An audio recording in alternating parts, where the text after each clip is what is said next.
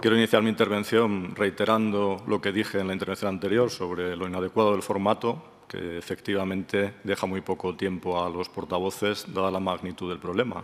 Mi grupo solicitó la creación de una comisión de investigación que creemos que habría sido un formato más adecuado. Solo hay una ventaja en esta limitación de espacio, en esta limitación de tiempo, que es que los problemas de las cajas son una y otra vez los mismos. Lo único que varía son los ejemplos concretos que hay que aplicar a cada caja para ilustrar el problema. Una y otra vez surge en estas comparecencias el problema de la politización de las entidades, que no consiste, por cierto, en que alguien que ha pasado por la política tenga una actividad posterior. El problema es cuando se elige a esa persona por su color político y cuando su actuación está condicionada por su color político. Por supuesto que no es ningún estigma haber participado en política, pero no es eso de lo que hablamos cuando hablamos de politización. En Caja Madrid, su propio nombramiento es atribuido casi unánimemente por los medios a su amistad con un antiguo presidente del Gobierno. Y cuando uno ve el resto de consejeros en la Caja, se encuentra una lista de antiguos consejeros autonómicos, antiguos alcaldes, antiguos concejales, familiares de diversos altos cargos. Y no es una reflexión de Unión, Progreso y Democracia, es que en cualquier medio de comunicación que uno consulta para preparar estas intervenciones, los consejeros aparecen etiquetados con su color político. Se define perfectamente el color político de cada uno. Usted ha hecho un canto a la gobernanza de la entidad. Sin embargo, instituciones internacionales, como el propio Fondo Monetario, la Unión Europea, no lo ven de la misma manera y al hilo del rescate financiero han criticado la gobernanza y han pedido que se mejore. Yo no sé si en su segunda intervención quiere reiterar esas alabanzas a la gobernanza o hacer alguna reflexión más crítica. Segunda cuestión, que también aparece en todos los casos, es el de las remuneraciones, que la sociedad entiende como remuneraciones escandalosas.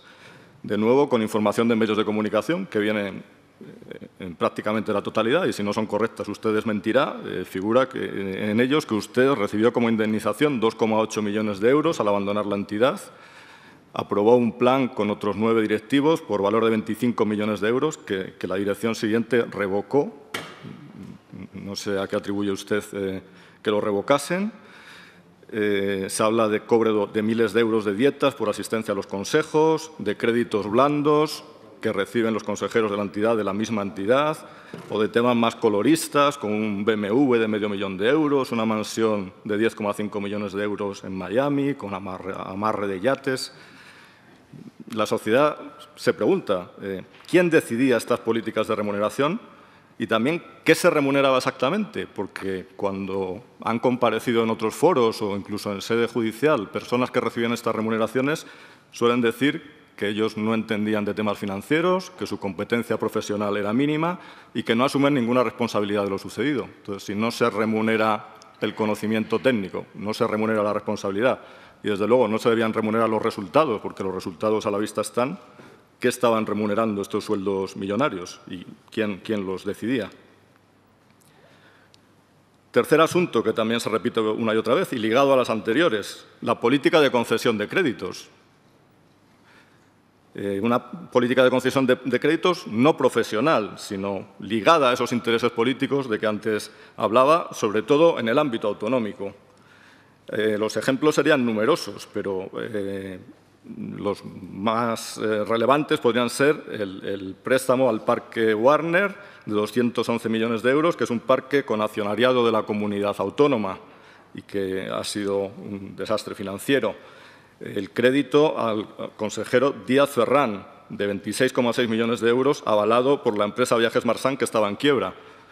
Sus señorías saben que no suelo citar a personas por nombres y apellidos en mis intervenciones, pero en este caso es algo que está en los tribunales, por lo que me permito hacerlo. No deja de ser extraño que una entidad dé un crédito de esta cuantía a un consejero de la misma entidad y con un aval que no parecía muy fiable. El préstamo de 1.000 millones de euros en la operación de Martín Safadesa, en la que uno de los implicados en la concesión del crédito luego fue consejero delegado de la entidad resultante. Y, en general, usted ha presumido el crecimiento del crédito, pero los expertos y el propio Banco de España, los que han analizado la entidad, lo que usted ve como una virtud, lo que señalan es como un defecto. En el año 1995, el tamaño del balance era de 30.000 millones de euros y en el año 2009 había aumentado a 200.000, es decir, se multiplica casi por 7. Si fuesen créditos muy solventes, pero muchos de esos créditos, aparte de los de carácter político que he señalado, se dieron a personas incapaces de devolverlos, con, en fin, tasaciones excesivas de la vivienda, con unos criterios de evaluación del riesgo no adecuados. A propósito de esto, el Banco de España hizo advertencias a la entidad sobre esta concesión de créditos inadecuada o qué procedimientos de control interno tenían ustedes en este asunto de la diversificación del crédito. Una vez que estallan los problemas, hay otra serie de cuestiones que aparecen de manera recurrente. Una es la ocultación de los problemas. Se refinancian operaciones. Usted ha presumido de unos ratios de solvencia muy saneados, pero es que cuando la entidad ha sido intervenida se ha visto que esos ratios de solvencia se basaban en unas contabilidades muy poco fiables, en créditos que se habían refinanciado y no figuraban por eso como morosos, pero que lo eran en realidad. La entidad, Caja Madrid, igual que otras, ha dado beneficios hasta el momento de ser intervenida, pero al intervenirse es cuando han salido a la luz todos esos problemas.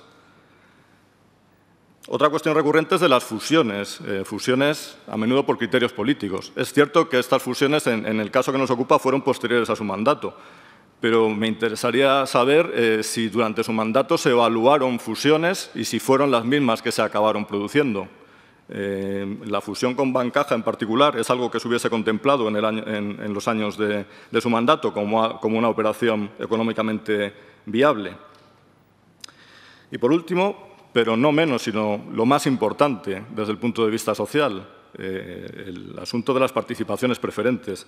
Efectivamente, fue en los años de su mandato cuando se realizó esta emisión masiva de participaciones preferentes por valor de 3.000 millones de euros, con unos métodos de comercialización que hemos debatido a menudo en el Pleno del Congreso, en la Comisión de Economía, en que se comercializaron estas participaciones a personas sin conocimientos financieros, a menudo jubilados, sin realizarles test de idoneidad, presionando a los empleados para colocarlos en las propias redes, sin colocarlo a mayoristas, únicamente a clientes que confiaban en la entidad. Se echaba realmente en falta en su intervención, ni siquiera una alusión a este asunto que ha afectado y sigue afectando a tantos miles y miles de personas. Son muchos los perjudicados por lo que ha sucedido en Bankia, cuyo núcleo es Caja Madrid, los accionistas, los que han comprado preferentes, los empleados y la sociedad en su conjunto, porque lo sucedido ha acabado llevando a un rescate europeo de nuestro país, a la imposición de condiciones, a un aumento de la deuda pública, a subidas de impuestos. Son muchos los afectados por lo sucedido en nuestro país y a día de hoy siguen esperando respuestas. Yo le rogaría al señor Blesa que aprovechase esta ocasión para dar esas respuestas, porque escuchando su explicación uno sigue sin entender qué es lo que ha fallado. Y lo mismo sucede con las comparecencias anteriores. Todo ha sido perfecto, pero de alguna manera misteriosa ha acabado mal. No es una explicación creíble y los cientos de miles de ciudadanos perjudicados por lo sucedido tienen derecho, en opinión de mi grupo, a una explicación más coherente. Por favor, utilice su segunda intervención para proporcionarla. Muchas gracias.